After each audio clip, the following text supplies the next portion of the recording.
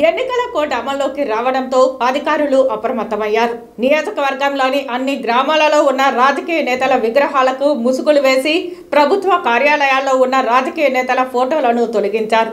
వివిధ ప్రాంతాలలో దర్శనమిస్తున్న రాజకీయ పార్టీల ఫ్లెక్సీలను తొలగించే ప్రక్రియకు శ్రీకారం చుట్టారు.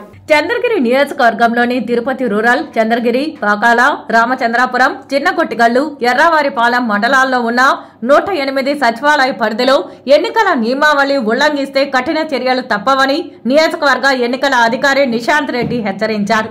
పోలీసు, రెవెన్యూ, పంచాయతీ అధికారుల సమన్వయంతో పలు ప్రాంతాలలో చెక్పోస్టులను ఇప్పటికే ఏర్పాటు చేశారు. రాబోయే రోజుల్లో వీటి సంఖ్య పెరిగే అవకాశం ఉందని అధికారులు చెబుతున్నారు. తనిఖీల సమయాలలో పోలీసులకు సహకరించాలని, ఎన్నికలు సజావుగా ప్రశాంతంగా జరిగేందుకు ప్రతి ఒక్కరూ నిబంధనలు పాటించాలని చంద్రగిరి డీఎస్పీ తెలిపారు.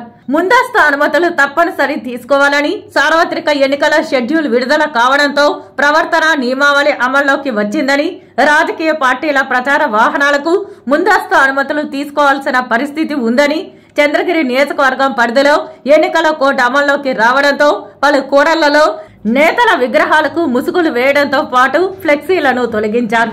ఇప్పటికే భారీగా ఏర్పాట్లు చేసిన ఫ్లెక్సీలను, కరపత్రాలను, గోడ పత్రికలను ఆయా పార్టీల నాయకులు తొలగించుకోవాలని అధికారులు సూచించారు. బహిరంగ ప్రదేశాలలో దుకాణాలపై పెట్టిన హోర్డింగులు తీసేయాలని సూచించారు. దాదాపు 89 రోజుల పాటు ఎన్నికల కోడ్ అమల్లో ఉండనుంది. షెడ్యూల్ విడుదలైన శనివారం నుంచి ఎన్నికల నోటిఫికేషన్, నామినేషన్ల స్వీకరణ, ఉపసంహరణ, పోలింగ్, ఓట్ల లెక్కింపు వరకు 89 రోజుల పాటు కోడ్ వర్తించనుంది. కోడ్ అమల్లోకి రాగానే అన్ని ప్రాంతాలలో ఫ్లెక్సీలు, హోర్డింగులు, బ్యానర్లు తొలగించారు. చంద్రగిరి నియోజకవర్గంలో శనివారం నాటికి ఓటర్ల సంఖ్య 3,08,143కు చేరుకుంది. పోలింగ్ కేంద్రాలు 375 ఉన్నాయి.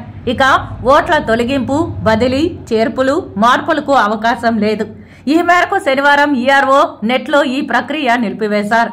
కొత్త ఓటు నమోదుకు ఫారం 6 దాఖలు చేసే అవకాశాన్ని ఎన్నికల కమిషన్ కల్పించింది. నామినేషన్ల ఆఖరి తేదీ 10 రోజుల ముందు వరకు దాఖలైన ఫారం 6 దరఖాస్తులను పరిష్కరించి ఓటు హక్కు కల్పించనున్నారు.